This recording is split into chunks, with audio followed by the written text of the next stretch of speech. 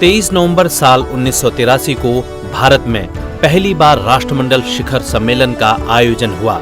इस सम्मेलन की शुरुआत राजधानी दिल्ली में भारत की अध्यक्षता से शुरू हुई और इसका समापन गोवा में हुआ। यह राष्ट्रमंडल देशों का 7वां शिखर सम्मेलन था। यह सम्मेलन 29 नवंबर तक चला। इस सम्मेलन में 3 प्रमुख मुद्दों पर चर्चा हुई।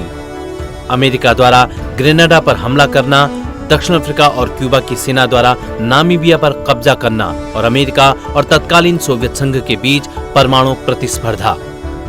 राष्ट्रमंडल शिखर सम्मेलन का आयोजन 2 साल में एक बार होता है। 23 नवंबर साल 1904 को अमेरिका के सेंट लुइस में तीसरे ओलंपिक खेलों का समापन हुआ। यह पहली बार था जब ओलंपिक खेल यूरोप के बाहर आयोजित किए गए। जापान और रूस के बीच हो रहे युद्ध की वजह से पूरे यूरोप में तनाव था। इसी वजह से सेंट लुइस जाने की कठिनाई के कारण दुनिया के शीर्ष एथलीटों में से अधिकांश खिलाड़ियों को इस ओलंपिक से दूर रहना पड़ा। खेलों के इस महाकुंभ में शिरकत करने वाले 650 एथलीटों में से लगभग 80% प्रतिभागी संयुक्त राज्य अमेरिका से थे। 23 नवंबर साल 1937 को डॉक्टर जगदीश चंद्र बोस का निधन हुआ। वे भारत के प्रसिद्ध वैज्ञानिक थे जिन्हें भौतिकी, जीव विज्ञान, वनस्पति विज्ञान और पुरातत्व का गहरा ज्ञान था।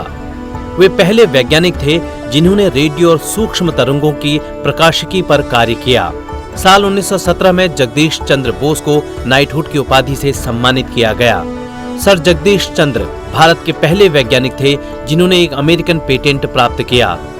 उन्हें विज्ञान कथा साहित्य का पिता भी माना जाता है।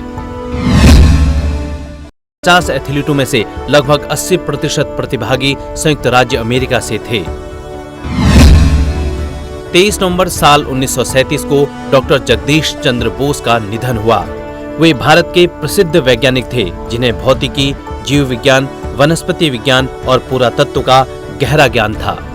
वे पहले वैज्ञानिक थे जिन्होंने रेडियो और सूक्ष्म तरंगों की प्रकाशिकी पर कार्य किया। साल 1917 में जगदीश चंद्र बोस को नाइटहुड की उपाधि से सम्मानित किया गया। सर जगदीश चंद्र भारत के पहले वैज्ञानिक थे जिन्होंने एक अमेरिकन पेटेंट प्राप्त किया। उन्हें विज्ञान कथा साहित्य का पिता भी माना जाता है।